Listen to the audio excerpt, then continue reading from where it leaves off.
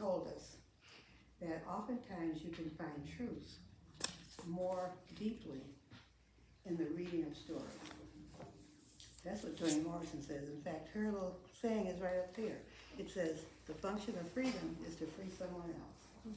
I love that. And so we have nothing against fiction except our niche has been nonfiction, but we've always had what we call high quality, high level fiction.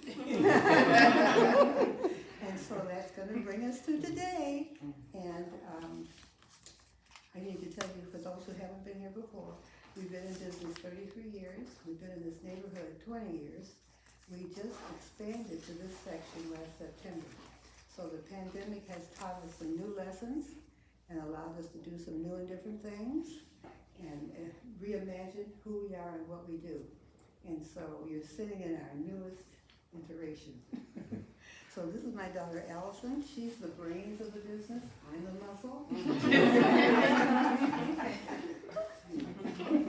Welcome everybody. Come on in. So I have my my fancy face mask on with banned books for this occasion. I believe this is just what we tell ourselves, that we are the biggest Megan Giddings fans in Michigan. From day one, from Lakewood day one. And so we had a date in 2020, and the pandemic canceled it. But with so much grace, we did get to support at like an Iowa Book Festival. Yeah. And so we take every little bit we can get. And so this time we were, at least I was trying to be right on it, to be a part of this tour. So we are so grateful that we are the Michigan stop. And we hope that your last stop was fantastic and this one is even better. Today we have a partnership, our bookstore, with the Tuxedo Project. And so they have a fantastic book club. This summer they're reading Michigan women writers. And so I think with Rose, I was like, you gotta pick Megan. And so of course I'm saying all of this stuff and the book hadn't come out yet. But Lakewood is already in paper. And a fantastic read if you haven't got to read that book. You'll fall in love with the characters the same way you will in this book. And so we have Alana Gracie and Ashley Calhoun. Calhoun, okay. And so these ladies were the facilitators for the Lakewood summer discussion. And recently got the copy of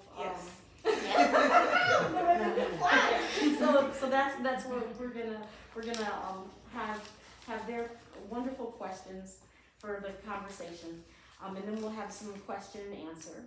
And if you have a book ticket with us, when we get to the signing part, that's gonna be pretty simple. There'll be a signing line, and we'll move some of the chairs out the way, and you kind of reserve all of that for there. Do you have anything extra for your introduction? Nope, just wanted to say that we had a great discussion the last 3 weeks discussing Lakewood. Very lively, and we are very excited to actually talk to Megan. And so a little bit about Megan. She's the author of Lakewood.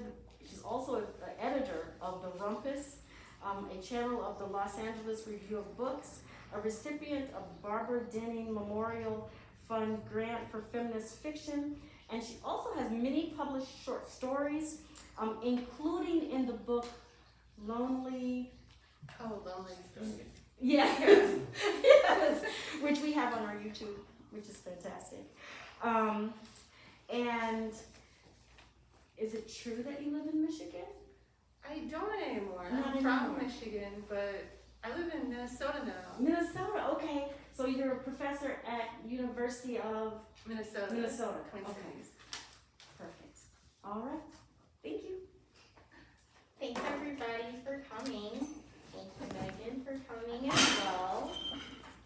So I have read a couple of your short stories in Lakewood, as well as almost all of The Women Could Fly. I got to a part where there's like Joe, who is the main character, makes a choice that I think is a mistake. A very big choice about her life in her home. You're doing an incredible job avoiding spoilers. Well, Yes. We don't like spoilers. So, and there was a short story of yours that I cannot remember the title, but it was about a woman who had decided I think it was a woman who she would kill herself if she didn't fall in love. Mm-hmm. And I personally just wondered how that process of writing short stories, and then even with Lakewood having a shorter origin, go to a novel. So if you could just talk a bit about your short story to novel process, Yeah. that would be great. So I think one of the things that's really helpful about novel writing, and I know a lot of you in the room write and are interested in writing novels, is that sometimes when you think, okay, I have to write 300 pages so I can finish this thing, well, that feels insurmountable. But when you can think about it sometimes as separate stories or things to break up, even though stories, they have resolutions usually. I think breaking up and thinking, okay, this is this part of the story, this is this part of the story, and managing it into like chunks. It's one of the ways where you can actually write a novel. If you tell yourself, I'm gonna write this 10 pages about this, and this, I mean, that's sometimes how I write the novels that I write. It's just, I wanna talk about this thing. Here's this, I'll set this deadline for this. And then I rearrange everything once it feels like it's close to being done. And I try to reverse outline it even where, in my head I know where it's going, but when I'm writing, I kind of argue with myself sometimes. How do you make that decision that something is a novel or something is a short story? I think it's the more complicated something gets where I read it in 10 pages isn't enough. Okay, if 20 pages enough? No, then I know that's a novel.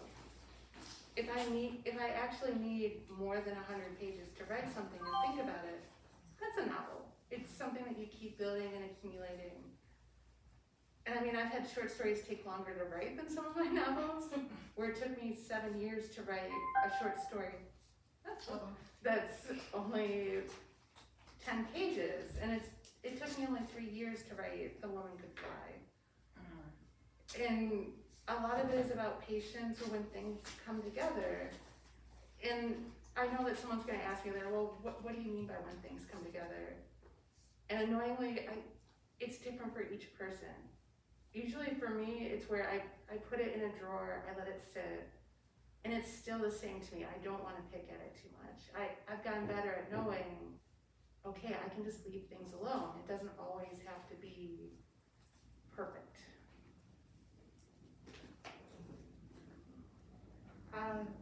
So, took you 3 years to do The Woman Could Fly, and Lakewood, I think, came out around 2020. So I'm wondering what changed for you in your process between Lakewood and The Woman Could Fly? What changed, and also what did you learn from Lakewood that helped you? I think what I learned from Lakewood is one, I could even write a novel.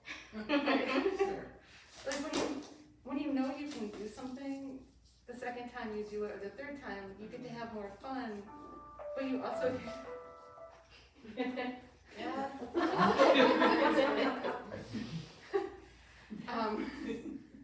but you get to learn, like, immediately, okay, this time I have space to learn. Like, I spent so much time writing Lakewood and worrying about wasting my time, which is a terrible way to write anything. If you're worried about wasting your time, if you're worried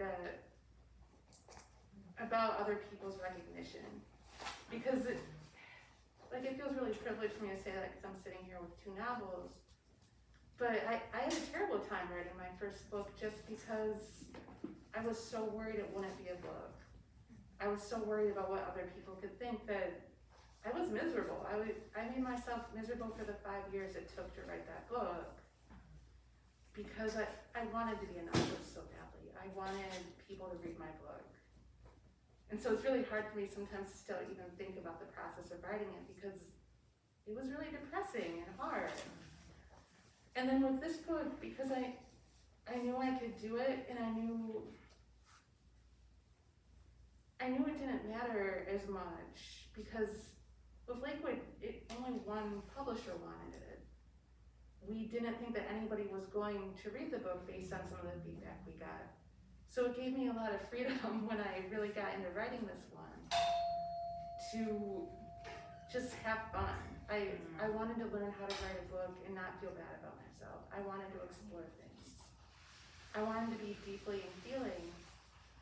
And I think it was a much healthier process. I spend a lot of time now whenever I talk to a student or someone who's a little scared of encouraging them more toward fun, because you can't have a career. You can't be healthy if all you're doing is feeling bad about the thing you love. You have to find a way to do it in a way where there's play and fun and exploration. Thank you. Thank you for sharing that. That was a very vulnerable moment to admit that it's a hard time. I'm like this all the time. Thank you anyway. And I think as a writer, I guess, it's so relatable. Like, you don't even think about that process, like thinking that other writers may feel that way, like in the process. Like when you're trying to get to that achievement, to finish that novel, to get it published. Yeah. And I think once you get to the novel, the healthiest thing I can tell you is you can't control what people think of your book. You can't control how much money, or you can't control awards or recognition. But you're able to think like, how did I make myself a better writer? Did I make myself a better person? Yeah. Did I at least have fun? And if you can answer those questions honestly, it's a way to build something that will sustain you toward being creative instead of, I don't know the number of people I know who are naturally creative and interesting, or writers I've met who I think are more talented than me, but they can't shut up the voice in their head that's like, I've got to be perfect. Or I need all of these things, or it's not worth my time. When most of the time to have like a creative life, you always have to be convincing yourself first, not other people. Well, that connects to me because I definitely feel that about convincing myself first. So thank you. I'm also wondering, so the main character, the woman could fly, Yeah. her name's Jo. Mm-hmm. And in Lakewood, your main character wasn't as open. Yeah, they're remarkably different. Yes, they're very different. So, And I was wondering, like, how much do you put yourself in your books, and yeah, how do you approach that? Yeah, I don't think I'm much like the main character in Lakewood at all. I think in Lakewood, a lot of the main character's problems would be solved if she was a more direct person. Absolutely, yes, Yeah, ask a question. Lakewood book club will get into that in a bit. But I think one of the things I do share with Jo and The Woman Could Fly is kind of, especially now that I'm older, I'm someone who sits in a lot of contradictions with themselves. And I think Jo in that book is also really comfortable, and it kind of drives the book. It's all about the contradictions you make or don't make. And I also think I am a really vulnerable person. My husband and I talk about this a lot. Tuesday was my book release, and Monday night, just because I was freaking out, I think you heard me talk a little bit about this, Ashley. We went to the Mall of America because I was like, I didn't buy anything for tour. I'm not ready, and I generally thought like tour was gonna get canceled. I was like, monkeypox is an emergency. We got COVID gearing up again. I was like, this isn't gonna happen. And then the day before, I was like, oh, this is happening. What am I gonna wear for this? And I kind of just had like a big emotional breakdown, and we're both pretty emotional people, where at one point we were both, he wouldn't care if I said this, we were both crying in the Mall of America parking lot. And just talking about like how much our lives have changed. Like we just moved to Minnesota. I've changed my job. I don't know, everything. And so like I was really happy the book was coming out, but I felt more vulnerable than ever because the book was coming out. And it also meant my life was changing. And that also this book isn't mine anymore, it's yours. And that's beautiful of you. Like, it's all your book, it's whatever you see in it. But also when you publish or put something out there, it means I'm gonna be misunderstood. Even if you like it, you might not see it the way I saw it for so long. And I needed that cleansing, crying in the middle of Miracle Parking Lot. It's sometimes when that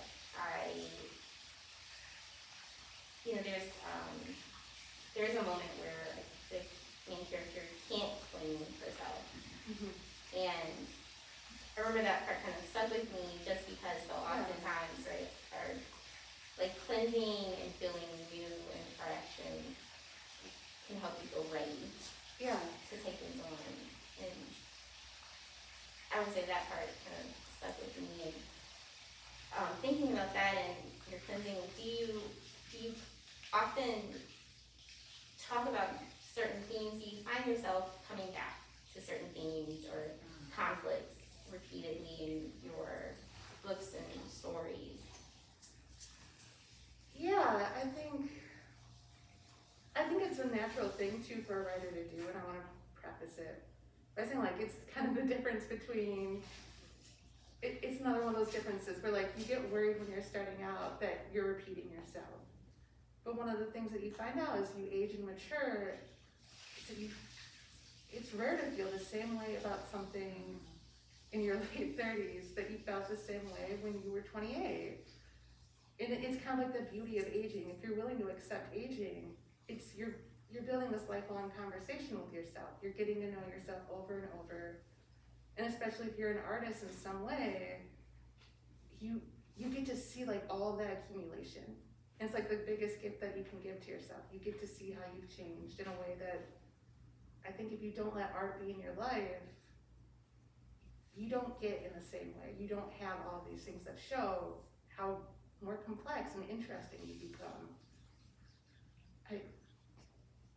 And this is no offense to any of you who are in your 20s, but I'm sure that when you hit your 30s, you're going to be even more mature and beautiful, and it's going to be great. But, no, it's the best thing about turning 30. But I think one of the things that I'm really obsessed with is the way that women conform or don't conform. And some of it is, I grew up in a predominantly white community, and like I knew immediately I was never going to be part of the group no matter what. Like even though I had really close friends, I still knew that there were experiences or things that I saw or felt that it meant that sometimes I couldn't conform. It meant that sometimes what felt right to me was different because I just had that different lens. And I think especially for Black women, not to generalize about us, but I think there's a heavy emphasis sometimes on us conforming to keep us safe, to also preserve our culture, because we carry it, we have to.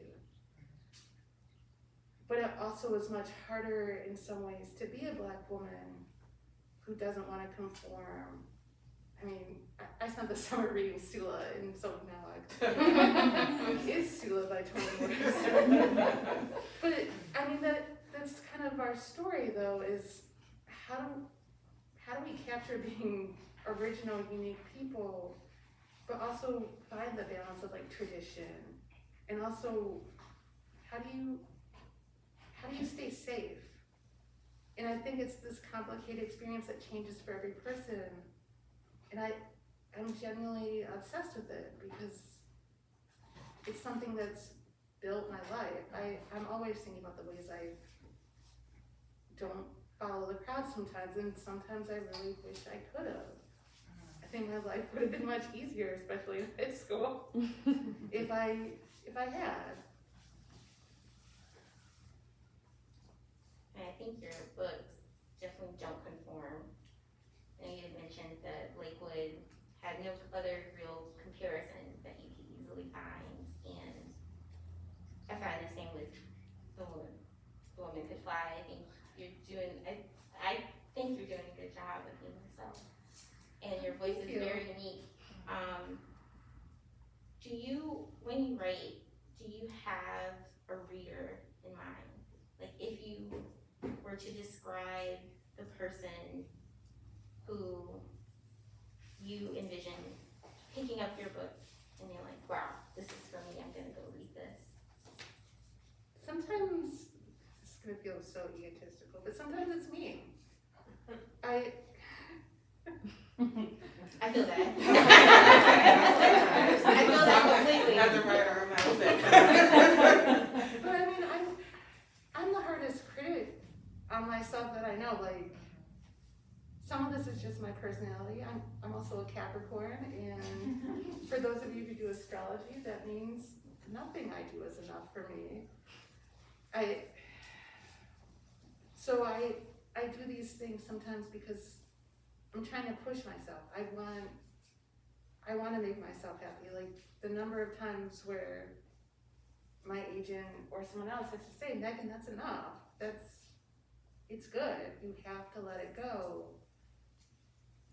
I think it's both what helps me sound like me because I'm writing for myself, and I'm hard enough on myself that I know when I'm trying to make somebody else happy now. And then I do think that the other writers is I think a lot about how much it would have meant to me when I was like 20 years old if I picked up a book about a Black woman who was around my age and was getting into adventures, and the adventures, and there are many beautiful books that are about dealing with poverty and drugs, but we also weren't getting books published about us that were also about other places that we might not usually live in, or giving us the space. Like I felt like most of the books I was reading when I was 20, we were always punished pretty brutally in those books, and it was really hard sometimes to read them, even though I knew I should be reading them. But when it felt like every book recommended to me, like a Black woman did something wrong and then brutally got taught a lesson, it made me want to read other books and kind of ignore the books that I should have been reading at the time.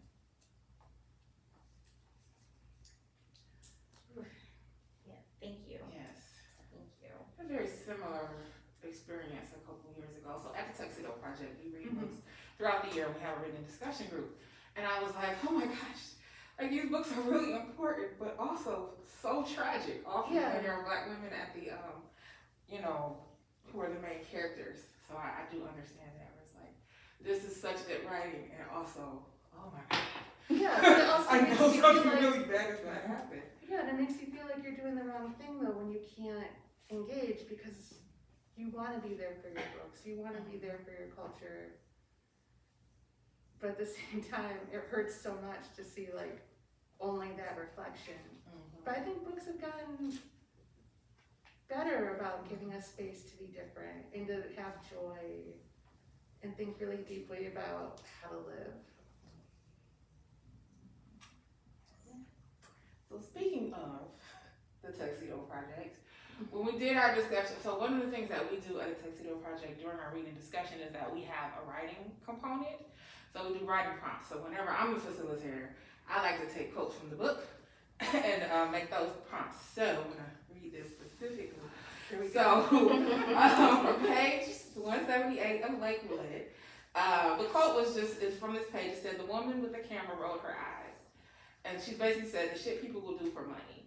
And our prompt was, what was something that you may have regretted doing for money, and what was that experience? I was just curious. Oh. Thinking about that prompt and not having 10 minutes to write it down. If you could think of an experience that you would think about, because in Lakewood, she was doing a lot of things for a very specific purpose financially for her family. And they were kind of like, girl, what do you sound? So, curious, like, what is something that you feel like you may have done for money that you regretted later? I mean, throughout college and grad school, I mean, this is some of the basis of Lakewood. I did do research studies. So, and they would pay $40 an hour. And they were sometimes miserable experiences. Like, I did a lot of contact lens studies. And the one that was the most miserable was I wasn't allowed to touch the contacts ever. I couldn't take them out. So I would have to go in and someone else would have to take the contacts out for me. And because they had to be sterile and safe, they would wear these heavy, like, medical gloves. And there was one time where the contacts were also too tight. And that's the thing I learned, contacts can be too tight and they can leave like a ring or imprint on your eye. And they couldn't get one out, and it took like a half hour. And I was like, why am I doing this? This is not worth $40. This is, I can stop talking. No, it's okay. Are you okay? I do wear contacts, and sometimes they will get kind of stuck. Yeah. But But you can take care of it. yes, I can just be like, you know what, this isn't coming out right now. You're not sitting. I'm gonna go stop, and no one has on plastic The gloves. latex gloves. Yeah. Yeah, the gloves are killing me. I do wear contacts, and But I mean, what would kill you more? Someone else's bare hands touching your eye? Oh, or... No, right. I mean, Either way, yeah. you're right. Oh. Another person. Yeah. Just the hand of Yeah. And just see. yeah. Yeah. All right, sorry. No, thank you. So like when you did that experience, because I didn't do those kind of studies in college. I did the more like whole look at these faces. Did that change how you viewed doing those? Like, did you keep doing them after that, or? I did, but because I started my book immediately after that experience, and I also became friends with one of the doctors, not the one who was trying to take the contacts on my eyes, but she was like a really good person for me to ask questions about, like, what does a good research study look like? What does it look like when someone's behaving ethically? We're still friends. Did that make you choose differently? Like for the after you have made that friend, the doctor? Yeah, and she was straightforward. She was way more straightforward with me when we became friends. I mean, I still did. There's one that I did that people are always like, "Why did you do this?" Where they would blow wind at my eye, and then I would like talk about like, did the contact move? And it would be cold air. They had a machine that manufactured it, and I would just let them hit my eyes over and over again with wind.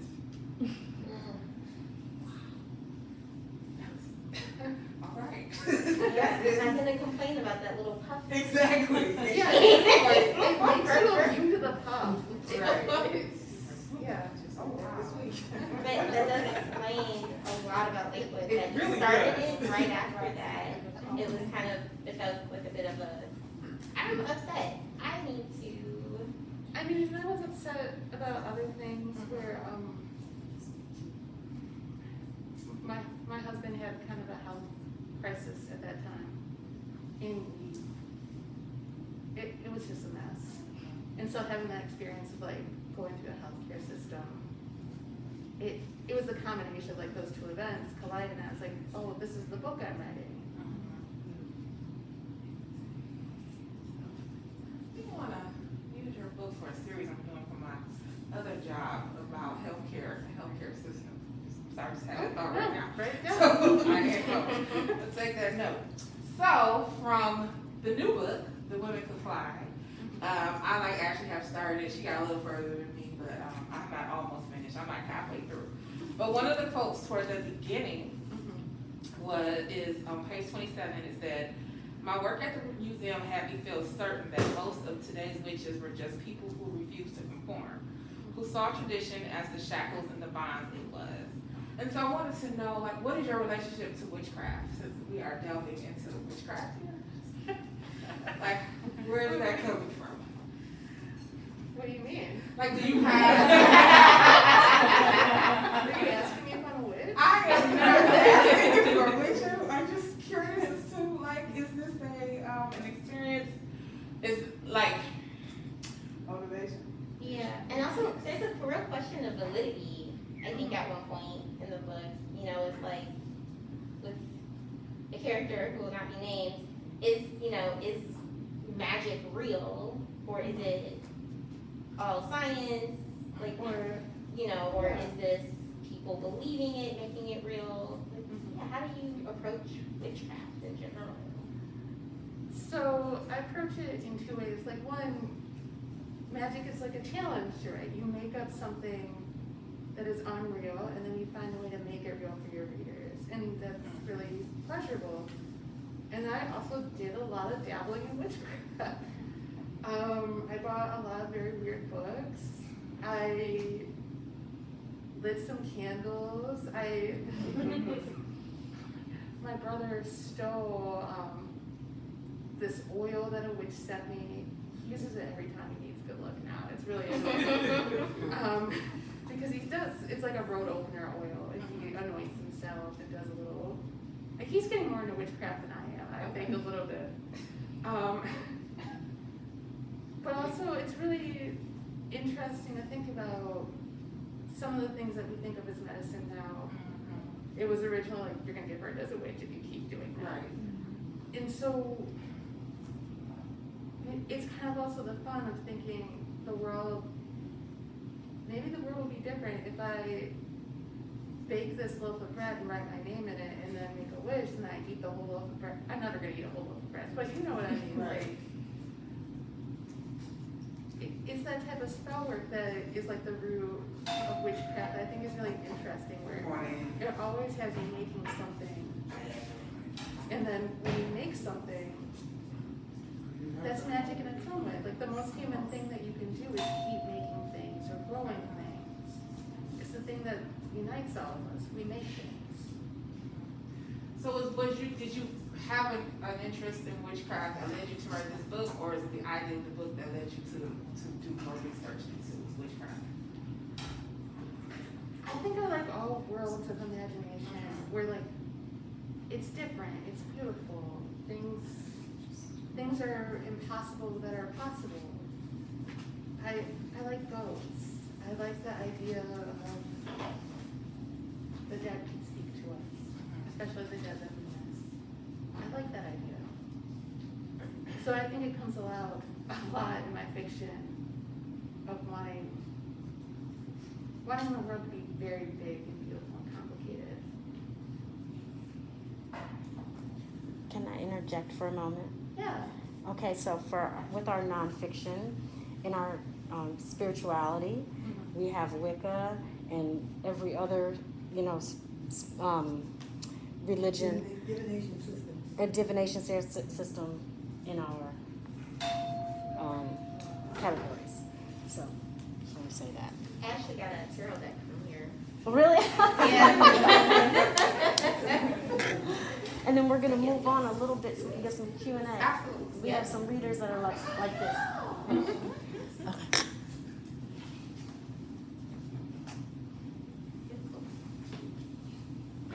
Oh. Okay, well then we'll wrap it up. So we'll move. I had a question I really wanted to ask. Okay, what are you most frequently asked to explain, and do you actually explain it? So, like, with Lakewood or with this, like, are you ever asked to explain things, and if so, like, do you choose to? With Lakewood, people always ask me about the ending. And there's a lot of theories about what happens. And also, if Lena's even alive at the end of the book is a big theory that people want to know. Because you get the letters, And so for some readers, they assume she has died because they're reading the letters.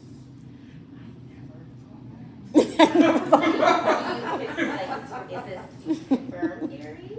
I don't confirm theories because I think it's more fun. I don't know. I think it'd be really annoying of me to come to these readings and be like, you're right, you're wrong. Some folks do it. I mean, that doesn't make you want to read the book. I mean, it's both hard to let go of a book, but you also have to give people the room to have an imagination. And especially if you're a writer, you know that sometimes what people imagine, it becomes their next book. You know that they might love your book, but they're unsatisfied with something like, well, I'll write a book like that, but better. And I mean, I've done it. And I mean, I don't want to stop that from other people. I would love to read one of your books that's like, you know, I wasn't satisfied with The Woman Could Fly Over Lakewood. Here's my better version. Please write the better book. It's the only way we get better books sometimes is you're mad at another writer and you're gonna try again. Alright, so, thank you for having this conversation with us and being here. Thank you for the questions. They were beautiful. And so, before we get into the book signing, are there any audience Well, questions? we're gonna do a little question and answer. Okay, great. But I wonder if, this book, The Women Could Fly, is described as dystopian, Yeah. feminism, or some, Some, Or yeah, some is that- buzzwords like that. yeah. Would that be, did you feel like when you started to write it, I'm gonna write a dystopian novel? No, and I mean, to be honest, I'm surprised a little bit by how often people are like, this is a dystopian. No, I don't mean that in a bad way, but I think at my event before this, at Majors and Quinn, the person interviewing me, she asked me in front of everyone, like, can you see the future? And she wasn't joking. She was like, when's the first time you saw the future? And I was like, no, I don't see the but I think that's what makes people think something's dystopian. If you push on something that's actually happening, and for this book, it is about how women are losing their rights. Mhm. We don't have rights that are equal. We don't, and it's more prominent than ever. But when people see an actual issue that people want to talk about, sometimes I think dystopian, it lets people still feel safe from being implicated.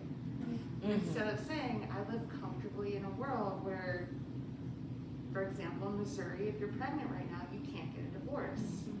You have to have your husband sign off on it to have the right to a divorce now that the laws have gone into effect. And that I feel is more dystopian than anything in my book in some ways, but it's the world we live in. Or the fact that women's Facebook accounts are now being searched if they go out of state and they're in Texas, for example, because people are worried they're having an abortion. That's dystopian. And also,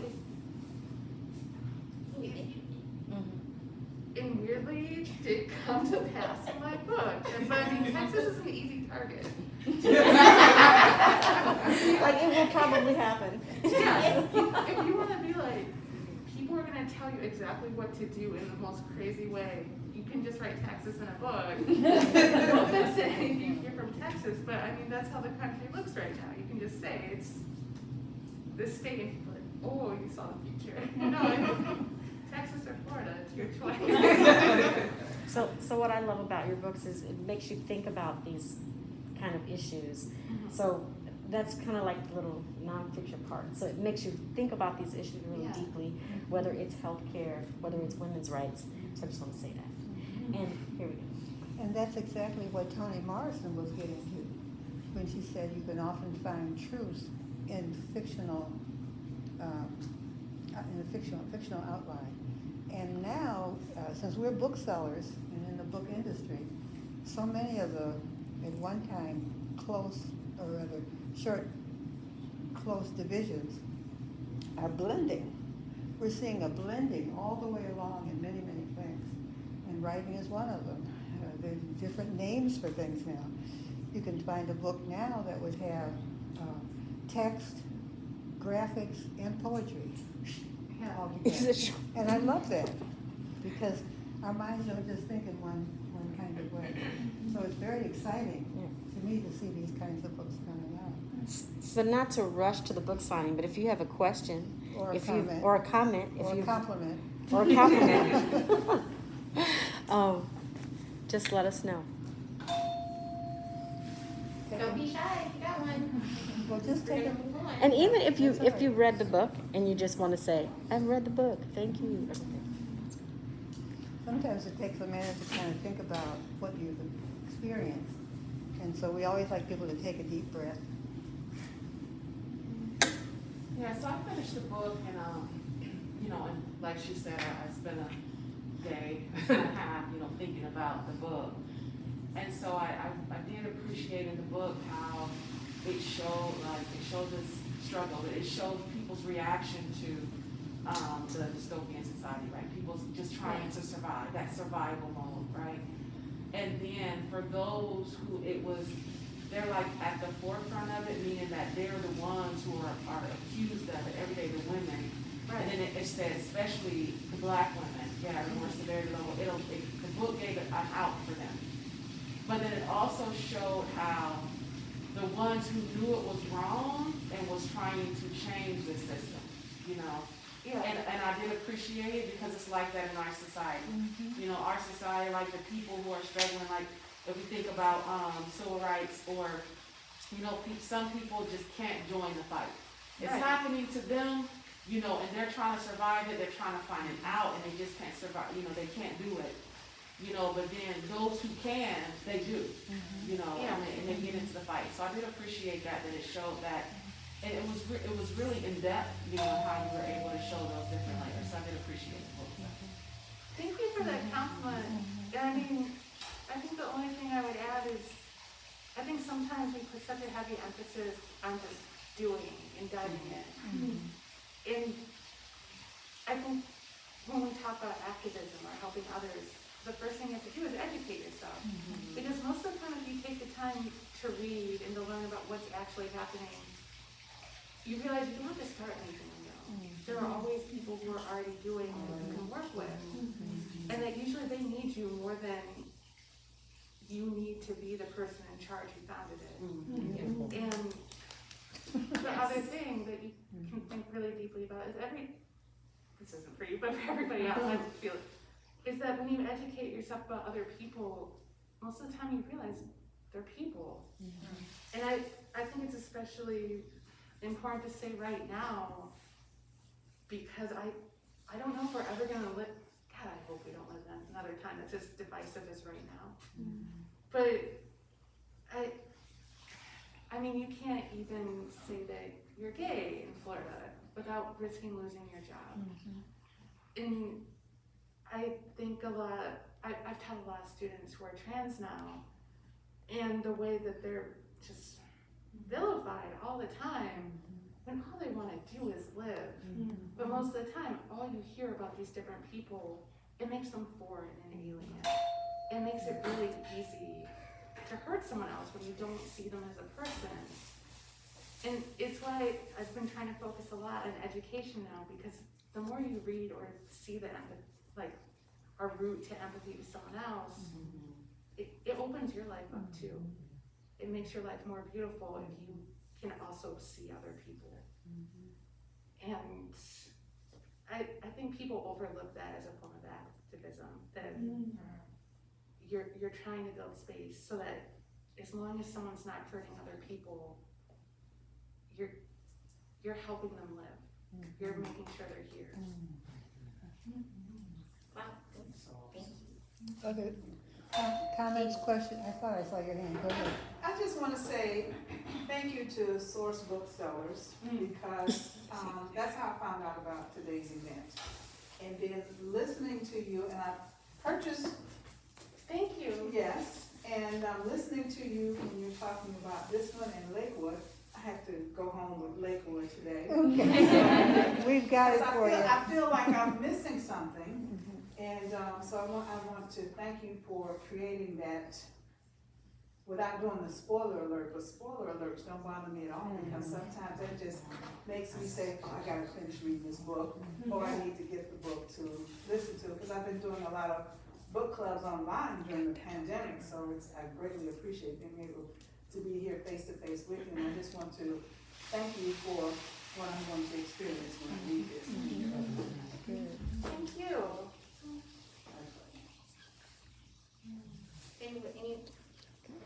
Here we are, right here.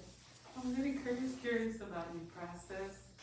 If there's anything you could share that we wouldn't know about how you live with the characters, how you carry the characters, how you set them down when you need to, or what are some of the hurdles you need to clear to even get to the pen to the page? Some of the hurdles I need to clear, I write about very hard things and really difficult things. And like a complete joke, I thought that like just taking up running or working out would be enough for Lakewood. But I ended up needing to go to therapy and talk through all the things that it brought up. And I think that's the other big mistake that you can make sometimes as any type of artist, is that making your art is therapy, making your art, it fixes things for you. You've expressed yourself, you've let it go. No, therapy is therapy. Don't. I think often when you're writing something difficult, it brings up more than you expect. One of the things I do when I teach nonfiction is I have my students make this. I have them make a list of the things that they're going to do to take care of themselves during the process. Good. And sometimes it's realizing, okay, if you're going to write about a difficult relationship, does this mean you have to talk to the person? And often my answer to them is no. If the relationship was that bad, you don't have to bring them back. You can have that distance. You can be safe. It's about finding people that you trust to talk to you. And I do that a lot. Like sometimes I have to say, I'm just in a bad place from what I wrote. It's gonna go away, but I need to tell someone. Like you can't be alone in it even if you want to keep this thing safe. And I think that's the hardest lesson to learn sometimes, is you have to find like a friend who might understand that you're a writer, but also a friend who you trust enough that you can say, I'm just in it right now, and it hurts a lot because I'm writing about this thing. And they know to either just let you talk at them for a little bit, or to say, let's do something else, let's reset, let's recharge. And I try to make a point too of knowing, of being open with myself about when the thing I'm writing about, it might be the thing I need to write, but not the thing I can let other people read. Because you can write about something awful that's happened to you, but the awful thing is just gonna stay with you forever if it's published. And it's about having kind of the grace sometimes to say, I needed to do this work, but it's for my soul, it's not for my career. And I think so often we're told that if you're creative, it always has to be a career, it always has to be about production. But sometimes it's learning to, did I make this just for me? And that's fine because I needed to heal in this way. Does that help? Okay. I really love hearing you say that, because as booksellers, you can imagine we get a lot of people bringing their work in or calling us and saying that they have a book and all that, because you can make a book pretty fast now. You can run it up at Kinko's or whatever the latest places now, and you can have a book bound and it's a book. But there's so much more to it than writing the book or a book that will come to market. There are things I'm sure in your writing that would never come to market because you don't want them to. That's why I worry a little bit about people finding lost manuscripts from some famous person. Well, they're lost because they didn't want them. Yeah. So I really appreciate that, and know that writing is also very personal. And we all can do that, but it doesn't always have to be on the market. More Any questions, compliments, or Well, what we do is we think about one thing that you'd like to say, whether it's joy or gratitude to Megan, and we'll all say it together, so you don't feel like I have to raise my hand and say anything, okay? And let's see. Are you gonna do the countdown? yeah, you can do the countdown. Okay. So think about something that you want Megan to hear from you. And she'll hear it, even though there'll be a lot of clatter. Are you ready to take it in? No. Okay. And of course, we want you to say something to our wonderful conversants that we have here too, so you can mix all that in. So you can just get it all. Better for me. So on the count of 3, we're going to invite you to just shout it out in a good way, not yell or scream. But a nice big voice, and shower them with your words of gratitude. Okay, here we Okay. go. 3, 1, 2, 3. And I just want to share our gratitude with Source Booksellers. One, for opening up your doors and making your space accommodating for the community that you always have invited in. I love all of this, and no matter what is going on in the world, you all are here for us, and so thank you. Thank you for your support of the Tuxedo Project. Thank you for inviting Megan Giddings and making sure that canceled event happened eventually. And just thank you. Allison has had a flag waving on Megan for a while. It's our turn, She's it's our like the flag. But we really do like supporting the literary life and of people, readers, and the literary life work of artists. And it's really, we all have this literary life, and sometimes it's public and published, and sometimes it's not. So we're gonna get ready for this book signing. So if you want to buy a book and you have your name is on a ticket, Allison will take care of you right there. If you have it already, then you can come on up and let